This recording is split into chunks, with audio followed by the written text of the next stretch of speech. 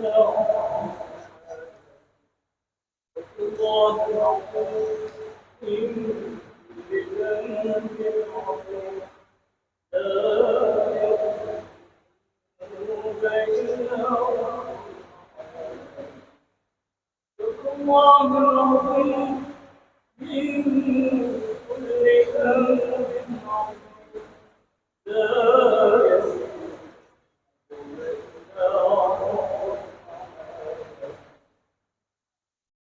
الله أكبر الله أن لا إله إلا الله أن محمدا رسول الله حي على الصلاة حي على الفلاح قد قامت الصلاة قد قامت الصلاة الله أكبر الله أكبر لا إله إلا الله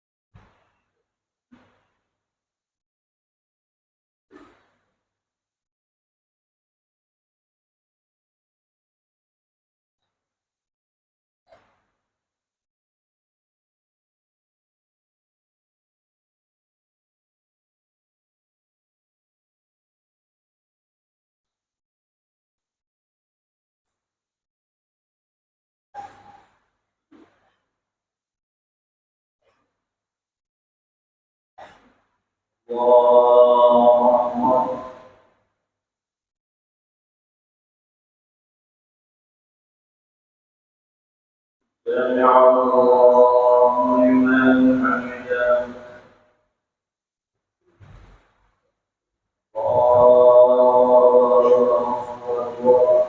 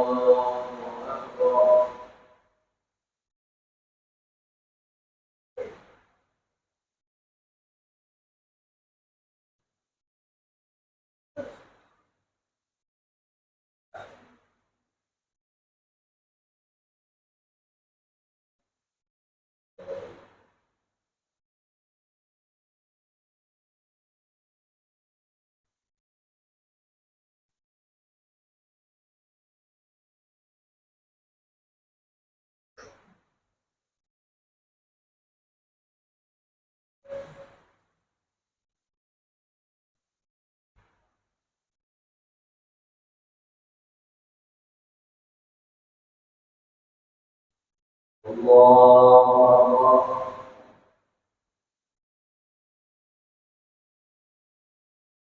سمع الله لمن حمده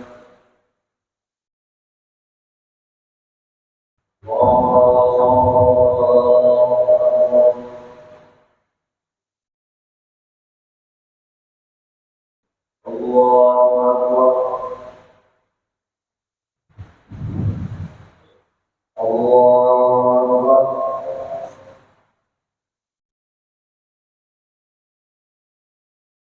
الله أكبر.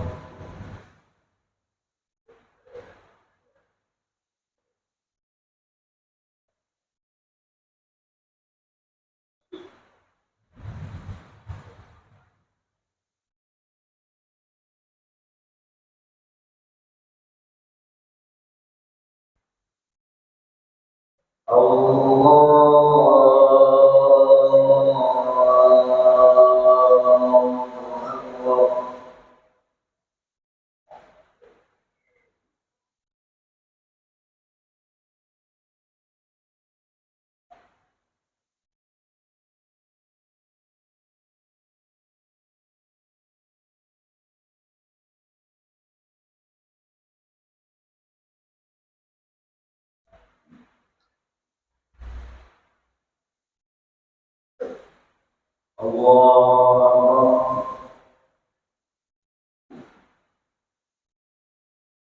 سمع الله لمن حمده. الله أكبر.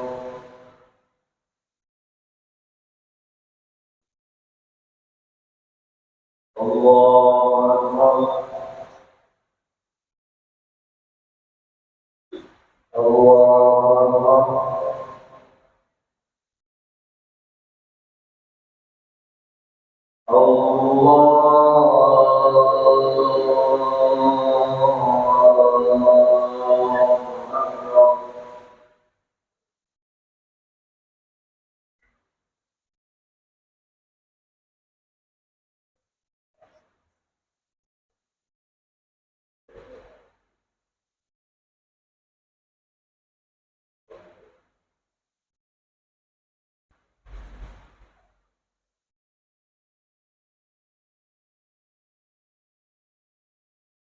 الله سمع الله لمن حمده. الله أكبر.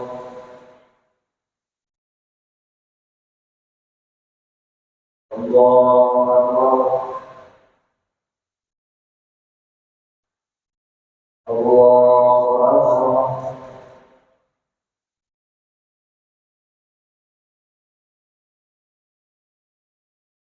الله أكبر.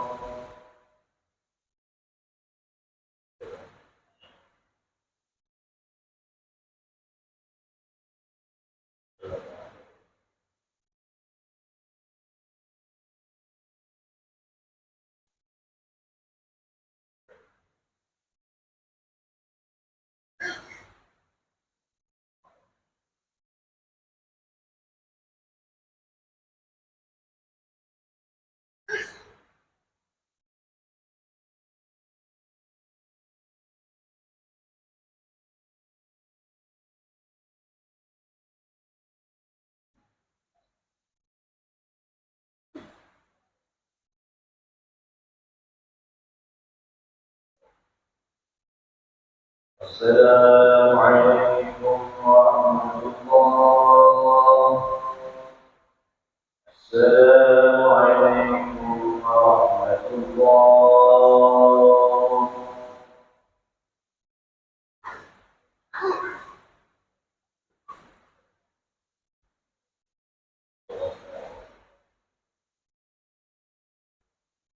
والسلام والسلام عليك وعلى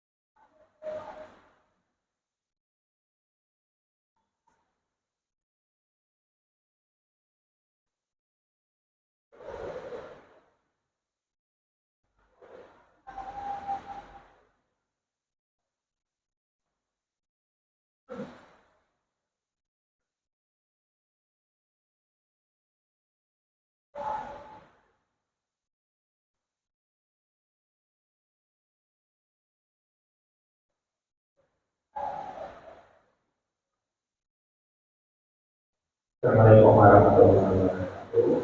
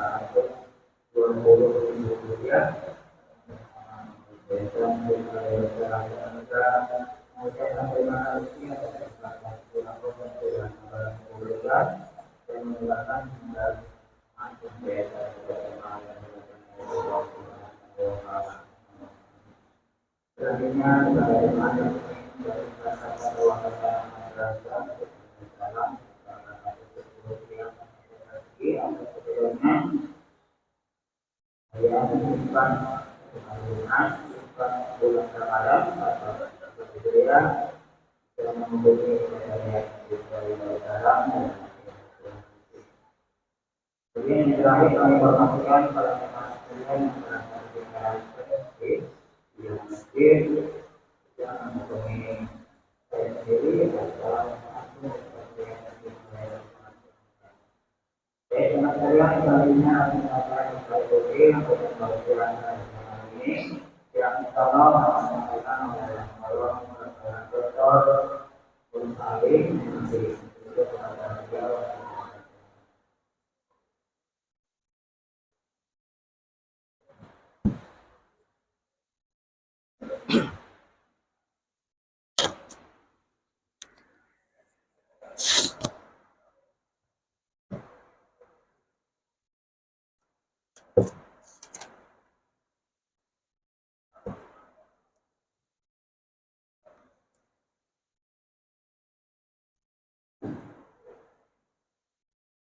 Bismillahirrahmanirrahim.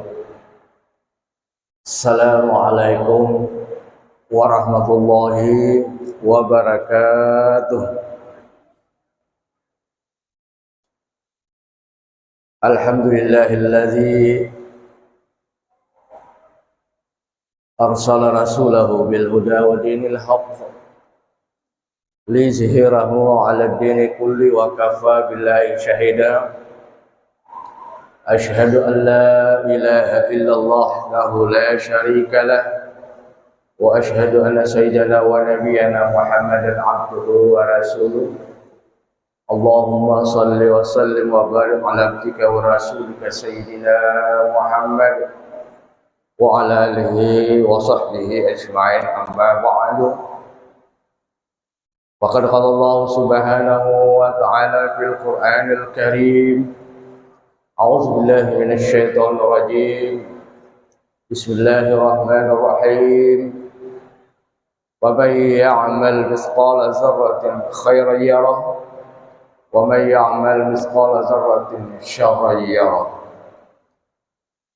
Shadaqallahul azim wa shadaqa rasulul karim wa nahnu ma'ahu minasy syahidin wasyakirin.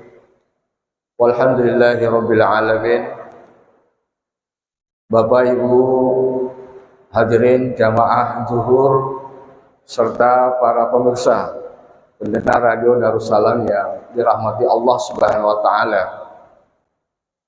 Alhamdulillah, tak henti-hentinya kita mengucapkan hamdalah sebagai wujud syukur ucapan kita kepada Allah Subhanahu wa taala. Allah yang telah memberikan berbagai nikmat sehingga hingga saat ini kita masih bisa hidup.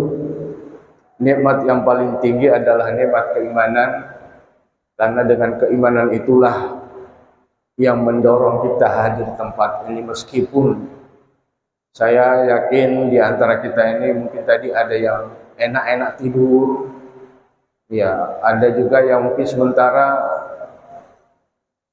pembeli lagi ramai, tetapi karena dengan panggilan azan sehingga kita rela meninggalkan semua itu adalah demi untuk mencapai ridha Allah Subhanahu wa taala.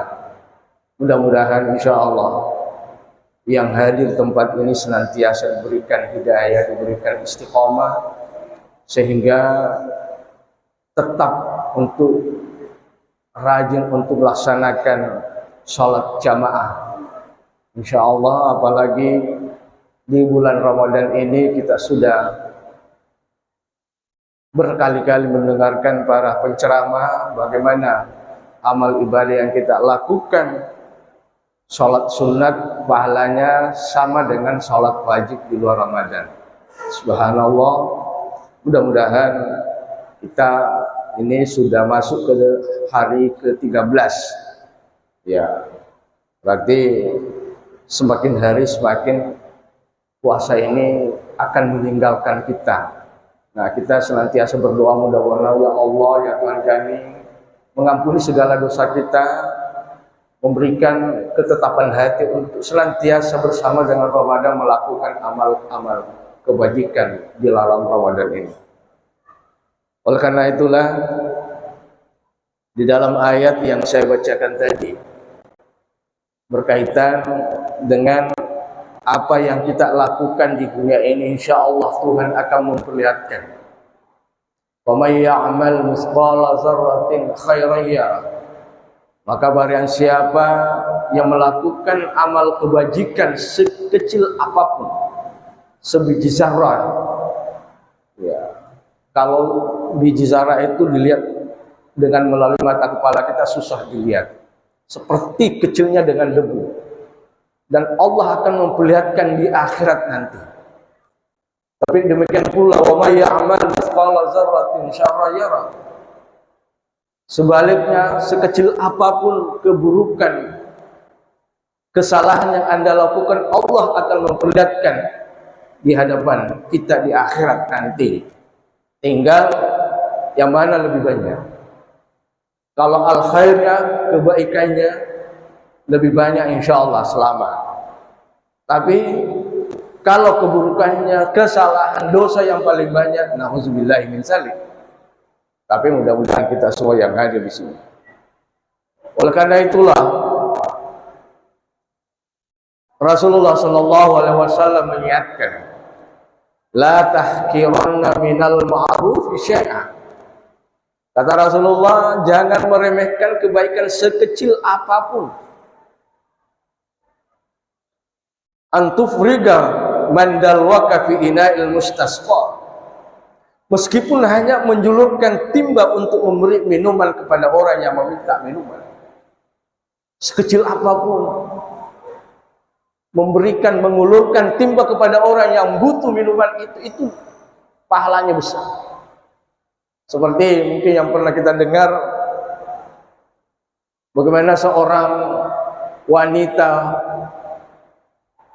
yang kerjanya keluar malam, tapi ternyata hanya membantu seekor kucing, seekor anjing yang kehausan, kemudian dia buka sepatunya, lalu diambilkan air anjing itu, sehingga anjing itu dia bisa minum dengan menghilangkan kehausan daripada anjing itu. Dan menurut riwayat, ternyata gara-gara itulah salah satu penyebabnya dia bisa masuk di dalam surga Allah Subhanahu wa taala. Oleh karena itulah, jangan kita meremehkan kebaikan-kebaikan apalagi dalam Ramadan ini. Ada sebuah kisah riwayat yang disampaikan oleh para sahabat. Ada salah seorang sahabat Rasulullah bernama Sya'ban. Sya'ban ini adalah sahabat yang paling rajin pergi ke masjid bersama dengan Rasulullah, salat jamaah. Namun satu ketika Rasulullah mau melaksanakan sholat jamaah. Biasanya kan Rasulullah itu kalau mau sholat dia biasa, ya makanya disitulah kita, imam itu kalau mau sholat harus balik ke belakang melihat. Di samping mengatur saf-saf yang kosong, juga melihat siapa-siapa sih sahabat Rasulullah yang tidak hadir dalam jamaah itu. Ternyata Si Sya'ban ini tidak hadir. Maka setelah selesai sholat, Rasulullah bertanya kepada sahabatnya, siapa yang tahu tempat tinggalnya Sya'ban? Kenapa dia tidak datang? Nah, sama halnya ke sini. Kalau ada jamaah biasa yang rajin sholat jamaah di depan saf ini, ketika suatu saat tidak ada, maka pasti jamaah yang lain bertanya-tanya, mana saudara kita yang tidak ini? Jadi setelah sholat jamaah, Rasulullah bertanya kepada sahabat, siapa yang tahu rumahnya? Ayo kita pergi kunjungi, jangan-jangan dia sakit. Maka kemudian setelah sampai di rumahnya, ketemulah istrinya. Tidak ketemu dengan Sya'ban.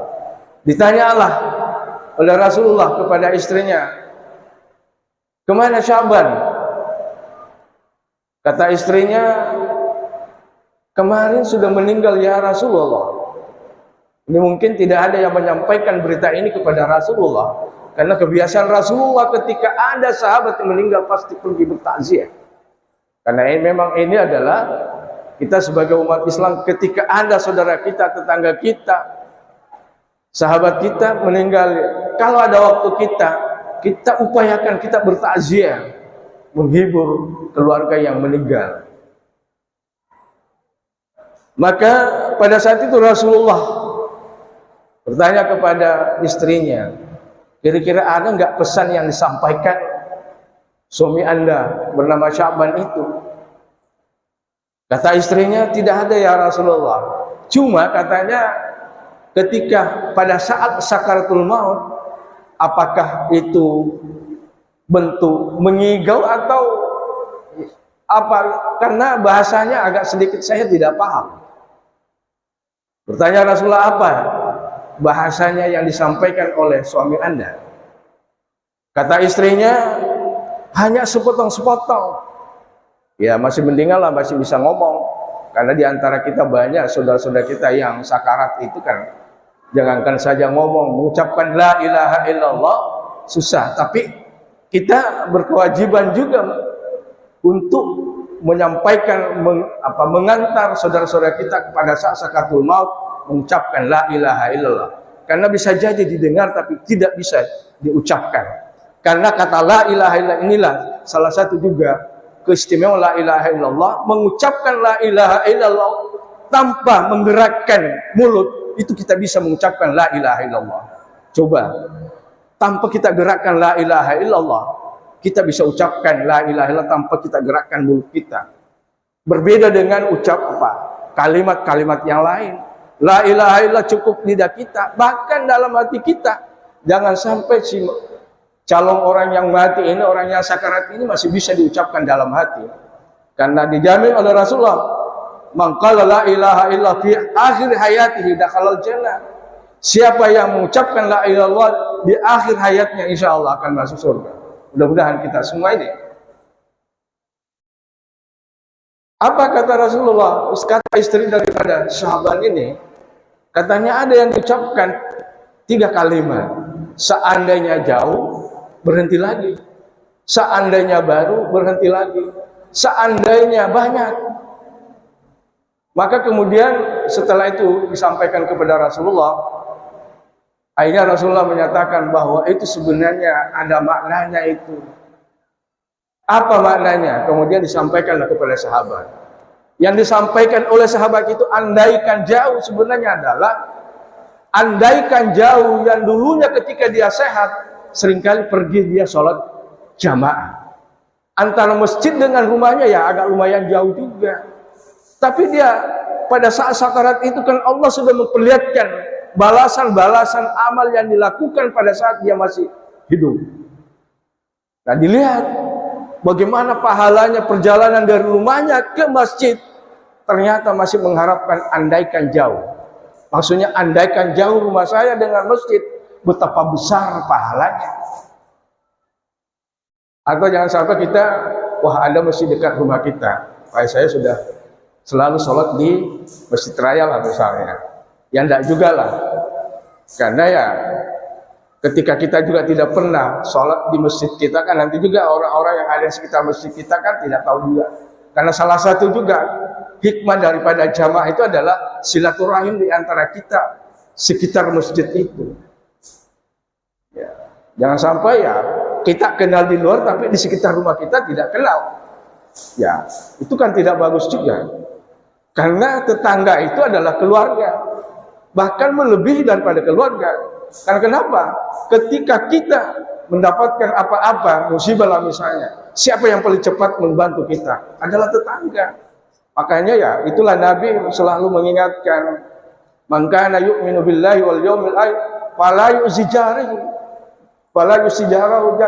Siapa yang beriman kepada Allah Subhanahu wa taala dan hari akhirat, jangan menyakiti tetangganya. Jangan kita sakiti tetangga. Kita harus buat kepada tetangga kita. Karena tetanggalah melebihi daripada keluarga kita. Karena ada apa-apa, tetangga yang paling cepat membantu kita. Ada keluarga kita, anak kita misalnya mau diantar ke rumah sakit. Kalau tidak ada keluarga, tidak baik hubungan kita dengan tetangga, siapa yang membantu kita? Maka Rasulullah mengatakan seandainya jauh masjid dari rumahnya, maka begitulah pahala yang diberikan oleh Allah Subhanahu wa taala. Padahal lumayan jauh juga, tapi masih menginginkan pahala yang lebih besar. Jangan sampai kita menyesal di akhirat. Apa yang pernah saya sampaikan beberapa hari yang lalu, bahwa orang sebagian menyesal di akhirat.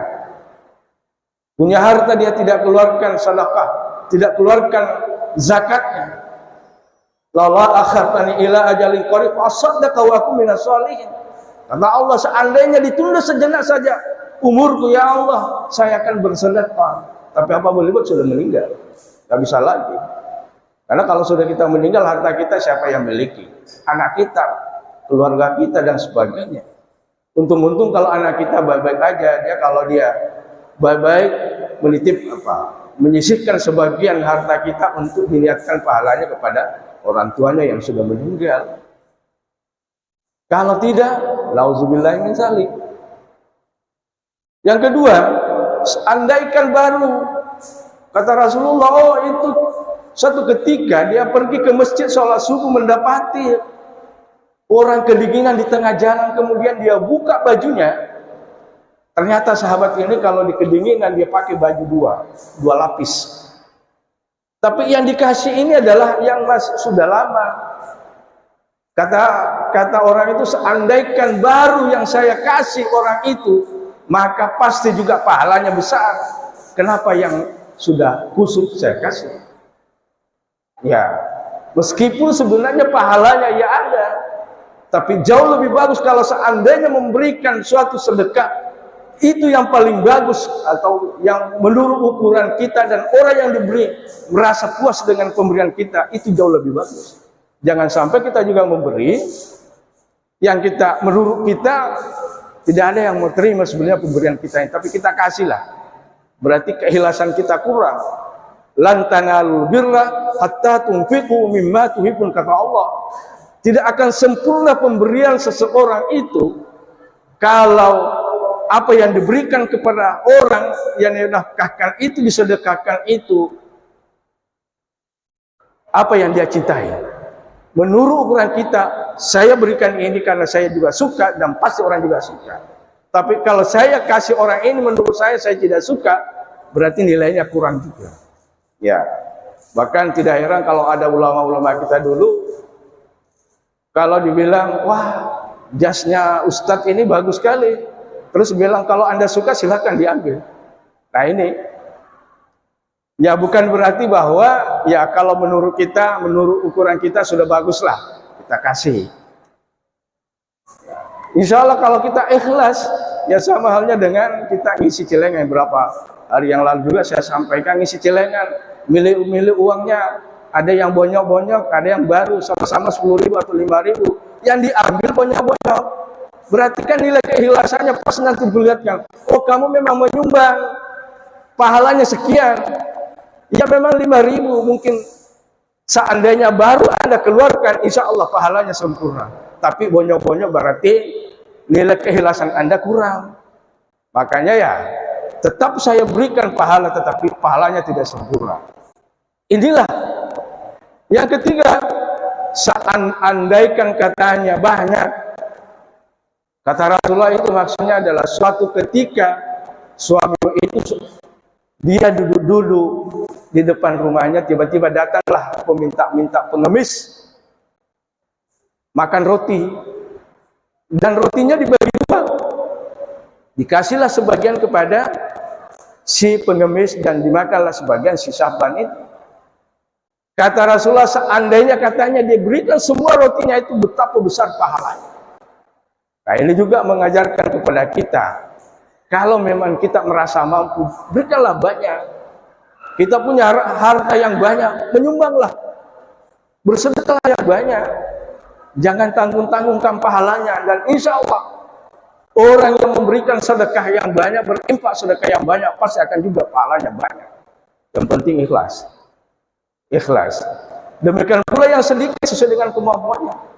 Karena di dalam Al-Quran salah satu ciri daripada orang yang bertakwa adalah allazina yunfikuna fis sarra'i wad dharra. Orang-orang yang bertakwa adalah orang yang menafkahkan hartanya baik di kala senang maupun di kala susah. Kalau dia senang, dia bahagia, dia merasa luar, maka dia banyak. Jangan kikir, yakin bahwa harta yang kita keluarkan itu Allah bisa melipat gandakan, baik di dunia apalagi di akhirat. Dan ternyata saya lihat orang yang dermawan itu tidak ada yang miskin gara-gara kedermawanannya. Justru orang-orang yang kikir itu bisa jadi jatuh. Ya seperti kisah Sa'labah. Sa'labah ini kan ya menyalahi janjinya daripada Rasulullah. Dan banyak kita lihat. Dan biasanya orang kikir itu biasa sombong juga. Makanya ya, tetapi ya sesuai dengan kemampuan kita. Bahkan apalagi pada bulan Ramadan ini. Kata Rasulullah SAW, "Fattaqun nar walau bisyikki tamra." Jauhilah neraka, takutlah kepada neraka meskipun hanya satu butir kurma. Maksudnya adalah kalau Anda mau selamat dari neraka, bersedekahlah meskipun sekecil sebiji kurma. Sebiji kurma kalau kita ikhlas, insya Allah kita terhalangi masuk dalam neraka. Neraka dunia apalagi neraka akhirat. Kenapa neraka dunia? Karena orang yang kikir itu pasti hidupnya tidak tenang. Jangan dikira orang yang banyak hartanya kikir itu tenang, tidak. Tapi justru orang yang kaya, yang dermawan pasti biasa hidupnya tenang. Karena kenapa? Merasa aman, merasa tidak terkejar-kejar. Karena orang yang kikir itu kalau hartanya berkurang sedikit merasa terkejar-kejar. Gimana harta saya, bagaimana mobil saya, dan sebagainya. Dan ternyata juga orang yang dermawan itu pasti banyak orang yang senangi, pasti banyak orang ingin membantu dia. Ketika ada apa-apa sedikit, pasti banyak orang datang untuk membantu dia. Tapi kalau orang kikir, tetangga kita kikir tapi kaya, sakit-sakit biar aja dia sakit. Kikir sekali. Tapi kalau dia kaya dan sebagainya, sedikit aja pasti kita bantu dan sebagainya. Nah inilah kira-kira, dan insya Allah di akhirat nanti Allah akan memperlihatkan semua amal kebajikan sekecil apapun. Mungkin suatu ketika kita hanya mengucapkan terima kasih kepada orang yang membantu kita, itu Allah akan perlihatkan semua. Biasakan kita ucapkan terima kasih. Biasakan juga ucapkan kita kata maaf. Nah ini kata maaf ini agak berat bagi kita. Meskipun mungkin kita yang merasa benar, tiada salahnya juga kita sekali-kali mengucapkan kata maaf.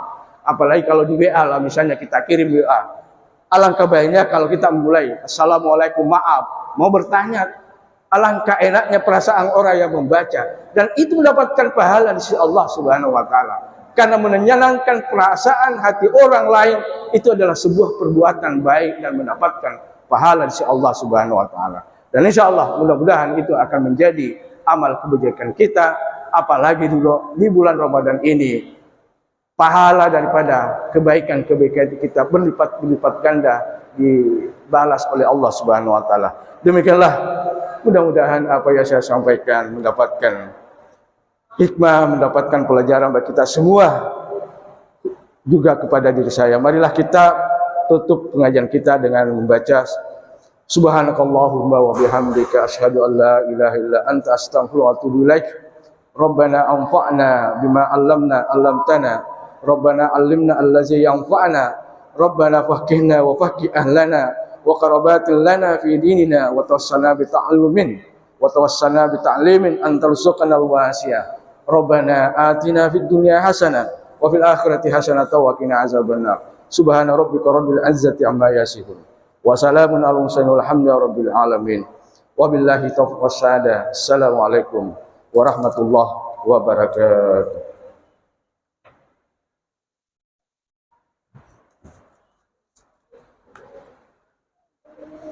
Salam alaika Allahumma salli ala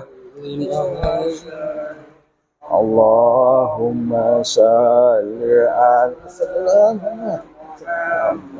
Allahumma salli alaihi wasallam. Allahumma salli ala Muhammad. Allahumma salli alaihi wasallam. Allahumma salli ala Muhammad Rasulullah. Ya Rabbi salli alaihi wa sallim Habibullah. Taqabbalallahu minkum.